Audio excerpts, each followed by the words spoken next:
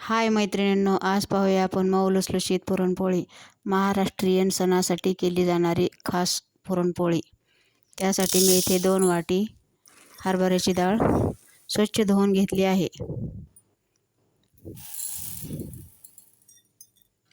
व नंतर कुकरमध्ये शिजवून घेतली.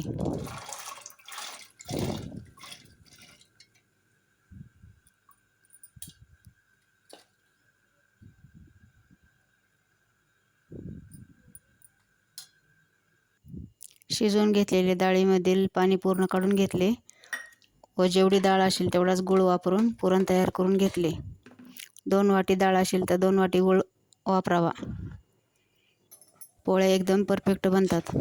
नंतर पुरण वाटून घेऊन त्याला चटका देऊन घेतला.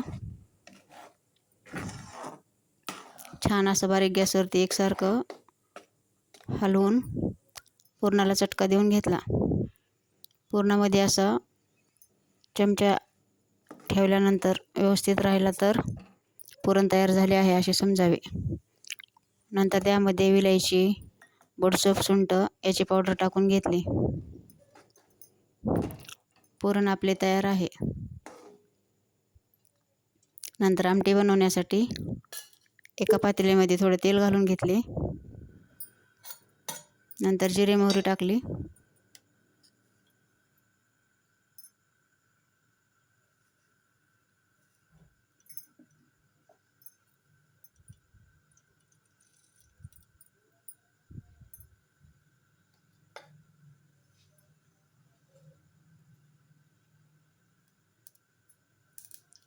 नंतर अद्रक, लसूण आणि खोबरं याचं वाटण करून घेतलेलं ते टाकून घ्यायचं.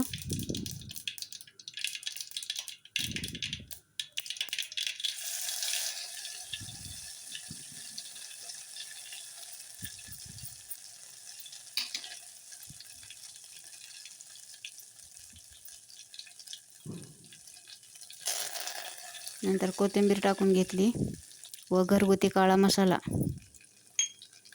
हे मसाले छान असे परतून घेऊन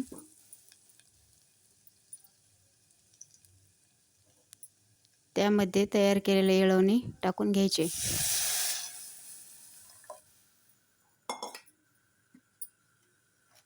नंतर चवीनुसार मीठ घालून घेतले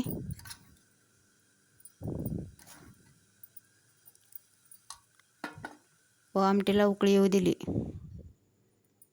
कटाची आमटी तयार आहे.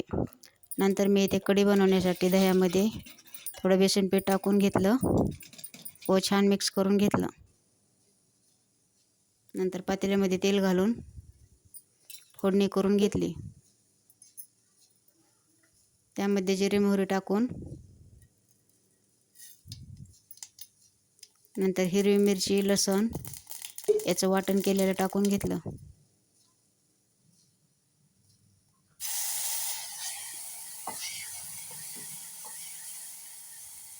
छान परतल्यानंतर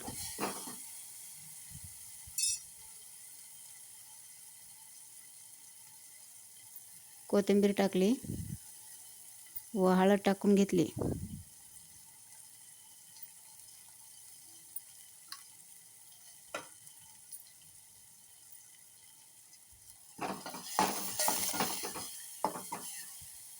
नंतर तयार केलेलं दह्याचं आणि बेसन पिठाचं बॅटर त्यामध्ये ओतून घेतले.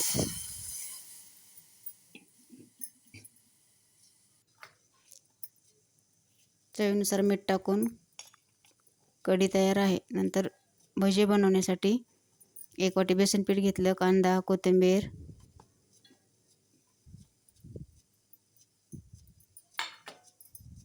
वाटून घेतलेलं लसूण, कट करून घेतलेली हिरवी मिरची,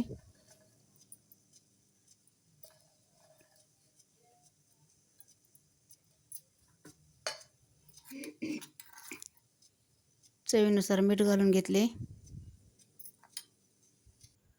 व भज्याचे पीठ तयार करून ठेवले. नंतर पापड तळून घेतले.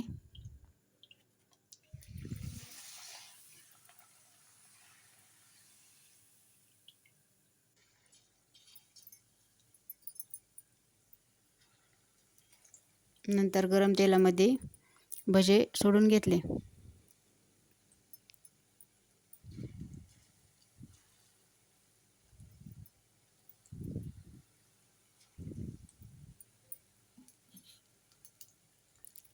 छान असे खरपूस रंगावरती भजे तळून घेतले.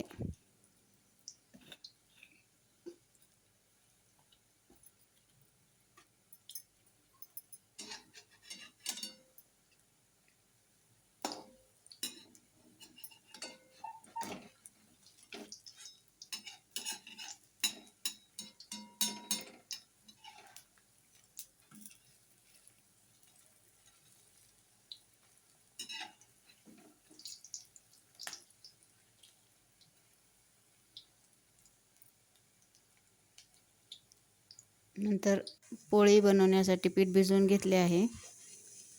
अर्धा तास झाकून ठेवले.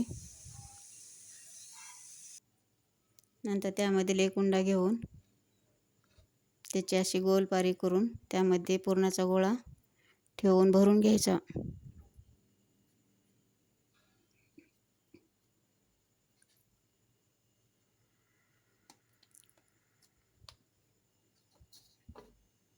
नंतर छान अशी पोळी हलक्या हलक्या हाताने लाटून घेतली. पुरण व्यवस्थित झाल्यानंतर पोळी कुठेही फुटत नाही. छान मऊ लुसलुशीत पोळी तयार होते.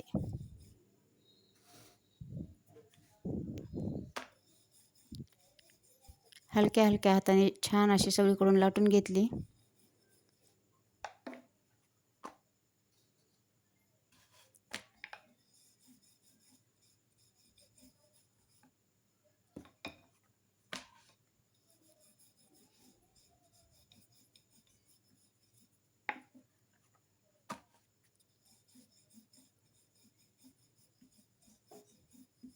पहा किती पोळी पातळ जरी लाटली तरी बिलकुल फुटत नाही.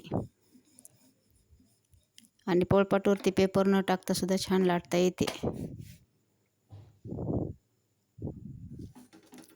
नंतर तव्यावरती टाकून दोन्ही साईडनी छान अशी भाजून घेतली. तेल किंवा तूप लावून भाजावे. टम्म फुगलेली पुरणाची पोळी तयार आहे.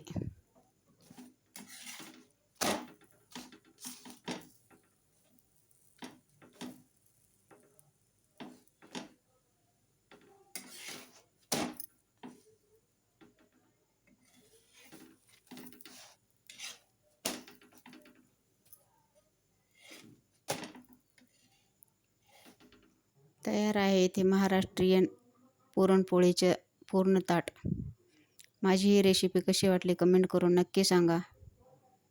व्हिडिओ आवडल्यास लाईक, शेअर, सबस्क्राईब करा. व्हिडिओ पाहिल्याबद्दल धन्यवाद.